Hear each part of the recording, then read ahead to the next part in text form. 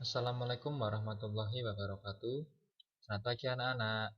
Bagaimana kabar kalian hari ini? Semoga selalu sehat dan tetap semangat ya. Bertemu kembali dengan Bapak di pembelajaran matematika, yaitu masih tentang fungsi kuadrat pada pertemuan yang ketiga. Nah, sebelum pembelajaran, marilah kita berdoa terlebih dahulu. Berdoa mulai. Cukup? Nah, untuk tujuan pembelajaran pada hari ini, diharapkan setelah pembelajaran, kalian bisa menyelesaikan masalah kontekstual yang berhubungan dengan fungsi kuadrat, dan juga kalian dapat menyelesaikan masalah kontekstual dengan menggunakan sifat-sifat fungsi kuadrat. Ringkasan materi. Fungsi kuadrat sering digunakan dalam menyelesaikan masalah dalam kehidupan sehari-hari, maupun masalah dalam ilmu pengetahuan seperti matematika, fisika, ekonomi, dan lain sebagainya. Penerapan ini berkaitan dengan nilai ekstrimnya, yaitu nilai maksimum atau nilai minimum. Nah, nilai maksimum atau nilai minimum dari fungsi kuadrat Z sama dengan AX kuadrat plus BX plus C dapat ditentukan dengan rumus seperti ini. Pertemuan kedua juga sudah dibahas ya, menentukan dari nilai ekstrim. Nah, rumusnya untuk nilai maksimum atau minimum itu bisa menggunakan rumus F dalam kurung negatif B per 2A. Atau nilai maksimum dan minimum bisa ditentukan dengan rumus B kuadrat dikurangi 4AC per negatif 4A. Dengan catatan, nilai minimum didapat jika A lebih dari 0 atau A-nya bernilai positif. Nah, nilai maksimum didapat jika A kurang dari 0 atau A-nya bernilai negatif.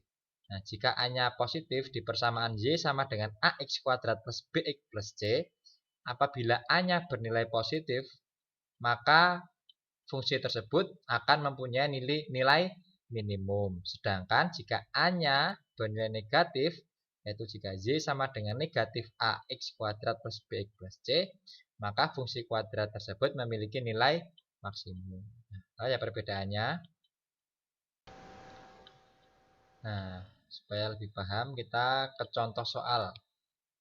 Yang pertama, sebuah peluru ditembakkan vertikal ke atas hingga lintasannya membentuk parabola. Tinggi lintasan peluru setelah T detik ditentukan oleh rumus HT sama dengan 50T dikurangi 5T kuadrat. Pertanyaannya, setelah berapa detik peluru tersebut mencapai titik maksimum? Yang kedua, tentukan tinggi maksimum yang dicapai peluru itu. Nah, mari kita bahas bersama-sama. Untuk mencari titik maksimum, maka kita mencari T detik. Nah, jadi kita mencari detik keberapa peluru tersebut akan mencapai tinggi maksimum. Nah, itu bisa kita cari dengan rumus T sama dengan negatif B per 2A. Seperti yang tadi ada di pembahasan. Untuk mencari nilai maksimum, kita bisa menggunakan rumus negatif B per 2A. Di mana B-nya kita dapat 50 dari persamaan HT sama dengan 50T dikurangi 5T kuadrat. Dan A-nya negatif 5. Maka persamaannya menjadi negatif 50 per 2 kali negatif 5. Sehingga kita dapatkan titik maksimum peluru tersebut akan kita dapatkan saat peluru tersebut ditembakkan setelah 5 detik. Nah, jadi nanti setelah 5 detik peluru itu akan mencapai tinggi maksimum. Yang kedua, tentukan tinggi maksimum yang dicapai peluru tersebut. Nah, tadi kan sudah ketemu. Setelah 5 detik peluru tersebut akan mencapai tinggi maksimum. Terus berapa tinggi maksimum itu? Nah, itu bisa kita cari dengan menggunakan rumus F dalam kurung negatif B per 2A. Di mana yang A tadi di pekerjaan kita, yang A, kita dapatkan bahwa nilai dari negatif B per 2A itu sama dengan 5. Maka persamaannya menjadi F5. Nah, F5 ini kita masukkan ke dalam persamaan yang ada di soal tadi, yaitu HT sama dengan 50T dikurangi 5T kuadrat. T-nya kita ganti dengan 5. Maka menjadi 50 kali 5 dikurangi 5 kuadrat sama dengan 250 dikurangi 125. Sama dengan 125. Jadi tinggi maksimum yang dicapai peluru setelah 5 detik yaitu 125 satuan tinggi. Contoh soal selanjutnya. Diketahui X plus 2Y sama dengan 5 dan Z sama dengan X kali Z. Tentukan nilai maksimum dari Z. Jawab. Nah, diketahui dari soal X plus 2Y sama dengan 5. Nah, ini bisa kita ganti persamaannya menjadi X sama dengan 5 dikurangi 2Z. Yaitu kedua ruas kita kurangkan dengan 2Z. Kita ketahui selanjutnya Z sama dengan X kali Z. Nah, kita ganti X-nya dengan 5 dikurangi 2Z. Maka persamaannya menjadi Z sama dengan 5 dikurangi 2Z kali Z. Kita operasikan menjadi Z sama dengan 5Z dikurangi 2Z kuadrat. Z sama dengan negatif 2Z kuadrat plus 5Z. Nah, untuk mencari, di sini kan sudah ada persamaannya. Yaitu Z sama dengan negatif 2Z kuadrat plus 5Z. Nah, dari persamaan itu kita bisa mencari nilai maksimum Z. Yaitu dengan rumus B kuadrat dikurangi 4AC per negatif 4A. Di mana B-nya bernilai 5 dan A-nya bernilai negatif 2. Maka persamaannya menjadi 5 kuadrat dikurangi 4 kali negatif 2 kali 0 dibagi negatif 4 kali negatif 2 sama dengan 25 per 8 sama dengan 31 per 8. Jadi nilai maksimum dari Z adalah 31 per 8. Nah, kita ke contoh soal selanjutnya. Hitunglah luas maksimum dari persegi panjang yang berkeliling 60 cm. Nah, langkah pertama, kita misalkan panjang dan lebar dari persegi panjang tersebut. Nah, misalkan panjangnya X dan lebarnya Y. Nah, seperti pada gambar itu. Nah, langkah selanjutnya, ketahui bahwa keliling dari persegi panjang itu 60. Kita bisa menuliskan keliling dari persegi panjang dengan 2 kali X tambah Y sama dengan 60. X tambah Y sama dengan 30. Kita kurangkan kedua ruas dengan X, maka kita dapatkan Y sama dengan 30 dikurangi X. Nah, langkah selanjutnya, untuk mencari luas dari persegi panjang, yaitu panjang kali lebar.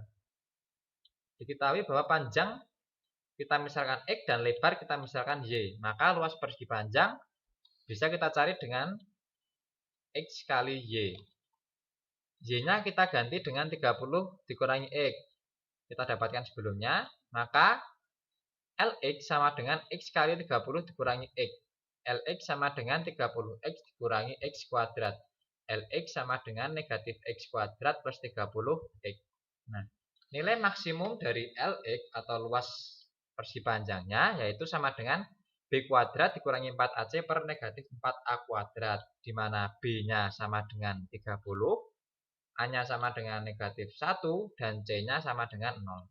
Maka kita dapatkan persamaannya yaitu 30 kuadrat dikurangi 4 kali negatif 1 kali 0 per negatif 4 kali negatif 1. Sama dengan 900 dibagi 4 sama dengan 225. Jadi luas maksimum dari persegi panjang tersebut adalah 225 cm persegi. Contoh soal selanjutnya.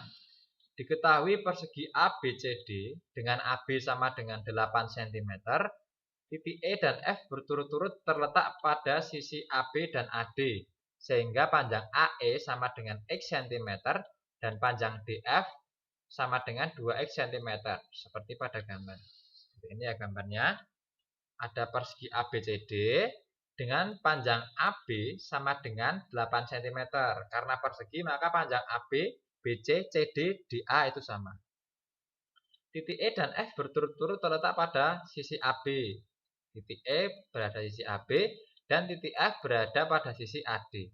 Sehingga panjang AE itu X dan panjang DF 2X seperti pada gambar. pertanyaannya. Nyatakan luas segitiga EAF, segitiga EBF, dan segitiga CDF dalam X. Yang kedua, tunjukkan bahwa luas segitiga CEF yang diarsir hitam itu dapat dinyatakan sebagai L sama dengan 32 dikurangi 8X plus X kuadrat. Dan yang ketiga, tentukan luas minimum dari segitiga CEF, segitiga yang diarsir itu. Nah, sekarang mari kita kerjakan persoalan tadi. Pada soal tadi, gambarnya seperti ini ya. Ada segitiga ABC, misalnya ada persegi ABCD, ada segitiga AEF, segitiga EBC, dan segitiga CDF. Untuk yang A. Nah, dari gambar kita dapatkan bahwa panjang AF sama dengan 8 dikurangi 2X cm. Dari mana kita dapatkan 8 dikurangi 2X?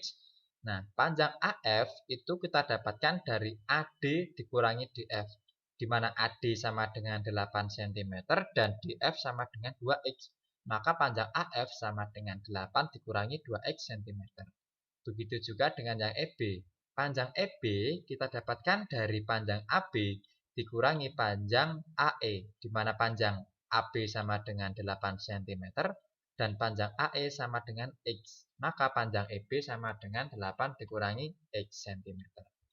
Nah, luas dari segitiga AEF yang paling kecil itu bisa kita cari dengan rumus setengah kali alas kali tinggi, di mana alasnya X dan tingginya AF, yaitu 8 dikurangi 2X.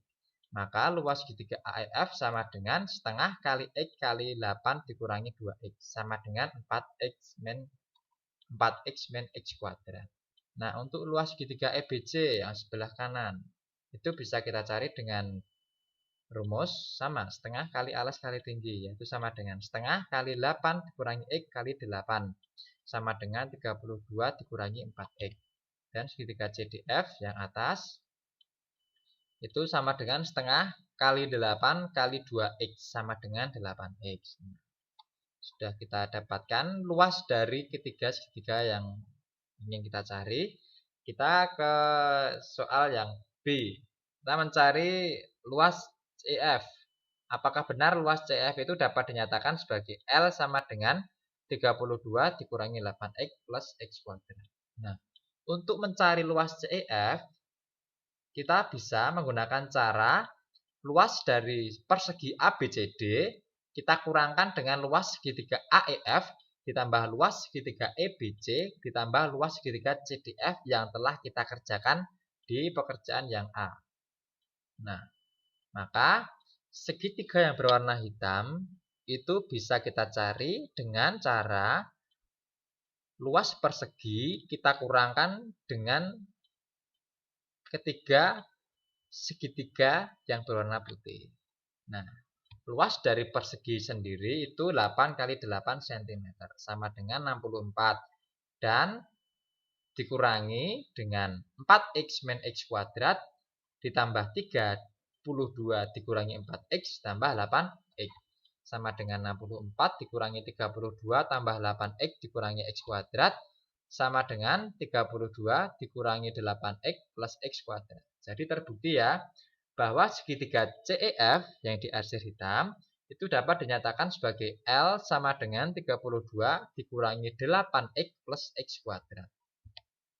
Nah, untuk yang ketiga, luas minimum dari L sama dengan 32 dikurangi 8x plus x kuadrat, yaitu sama dengan B kuadrat dikurangi 4AC per negatif 4A, di mana B-nya sama dengan negatif 8, A-nya sama dengan 1, dan C-nya sama dengan 32.